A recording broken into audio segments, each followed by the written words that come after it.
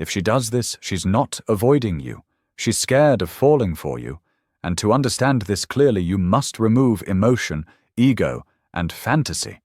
Because as Marcus Aurelius taught, most human behavior is not driven by clear intention, but by unresolved inner conflict. And when a woman begins to feel something real, something that threatens her emotional balance and challenges the structure she has built to protect herself, her mind does not move forward calmly and confidently. It hesitates, it questions, it resists, and often it retreats, not because she dislikes you or has lost interest, but because attachment awakens fear, and fear is the strongest guardian of the heart, especially for someone who has learned that emotional control equals safety. So the first pattern you must recognize is emotional withdrawal after moments of closeness, times when connection feels deep, natural, effortless, when conversation flows, energy aligns, and intimacy, emotional or intellectual, feels present, followed unexpectedly by distance, silence, delayed replies, or a subtle cooling of tone. And this shift confuses most men because they interpret it as rejection or disinterest. But in many cases it is the opposite, because closeness creates vulnerability, and vulnerability feels dangerous to a mind that prioritizes self-protection. And Marcus Aurelius reminds us that people flee not from harm itself, but from their judgment of harm, so her withdrawal is not about you personally, but about the meaning her mind assigns to growing feelings, the fear of losing independence, the fear of being hurt, the fear of needing someone, the fear of surrendering control, and these fears activate the instinct to pull back in order to restore emotional order. The second pattern is inconsistency, warmth followed by coldness, enthusiasm followed by restraint, attention followed by absence, openness followed by guardedness, and this inconsistency is often mistaken for games or manipulation, but more often it is inner division, because part of her wants closeness while another part urges caution, and the Stoics understood that a divided mind cannot act steadily, so her behavior reflects an unresolved internal struggle between desire and self-defense, and the more meaningful you become to her, the stronger this conflict grows, because what truly matters has the power to disturb emotional equilibrium. The third pattern is heightened awareness without expression. She notices small details about you, remembers things you said casually, observes your habits, your moods, your tone, your energy, yet rarely verbalizes her feelings or intentions, because acknowledgement makes emotions real, and once feelings are real, they demand action, risk, and vulnerability, and silence becomes a shield, a way to feel without committing. And Marcus Aurelius warned that people often hide truth, not because they do not know it, but because knowing it requires courage. The fourth pattern is emotional testing. Subtle questions, indirect reactions, moments where she creates mild distance or ambiguity and watches how you respond, not consciously playing games, but subconsciously searching for safety. Because when someone fears falling, they want proof that the ground beneath them is stable, and she observes whether you become needy, reactive, insecure, angry, or whether you remain calm, grounded, and self-contained, because stability communicates safety more clearly than words ever could.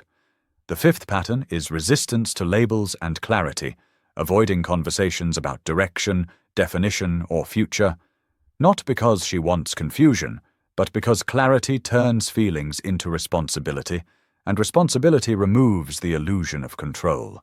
And as Marcus Aurelius wrote, the soul resists what demands transformation. The sixth pattern is self-sabotage, creating unnecessary conflicts, misinterpreting neutral actions, focusing on minor flaws, or pulling away just when things feel right, because fear seeks justification, and the mind often invents problems to avoid confronting desire. And this is why many connections fail not due to incompatibility, but due to fear of attachment. So the Stoic response to all of this is not pursuit, pressure, reassurance, or explanation, because force creates resistance, and Marcus Aurelius taught that what is forced is rarely stable. Instead, the correct posture is steadiness, emotional discipline, patience, and self-respect, remaining consistent without chasing, present without clinging, warm without demanding. Because calm confidence communicates safety without effort, and safety is what fear responds to, you must understand that you cannot argue someone out of fear, you cannot reason someone into emotional readiness, and you cannot rush courage. You can only control your own conduct, your restraint, your integrity, your reactions, and this is where most men fail because they try to secure certainty instead of embodying strength. But Stoic wisdom reminds us that attachment grows where there is freedom, not pressure, and that the strongest influence is example, not persuasion. So if she pulls back, you do not collapse inward or chase outward, you remain centered, because desperation confirms her fear, and calm presence dissolves it. And if she oscillates between closeness and distance, you do not punish inconsistency or reward unpredictability. You simply remain stable, because stability is rare and deeply reassuring. And Marcus Aurelius reminds us that character is fate, and how you respond to uncertainty often determines the outcome more than her behavior itself. And understand this clearly, fear does not mean incapacity for love. It means the capacity exists, but courage has not yet caught up, and courage cannot be demanded, only inspired.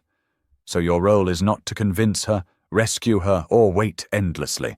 Your role is to remain aligned with your values, are grounded in self-respect, emotionally self-governed, and willing to walk away without resentment if necessary, because the ultimate Stoic truth is that attachment without self-mastery becomes suffering, and connection without freedom becomes fear, and if she is meant to move forward, it will be because your presence felt safe, steady, and unthreatening, not because your words were persuasive, and if she does not, you lose nothing of value, because as Marcus Aurelius taught, what does not align with your nature cannot harm you, and the man who governs himself is never at the mercy of another person's fear.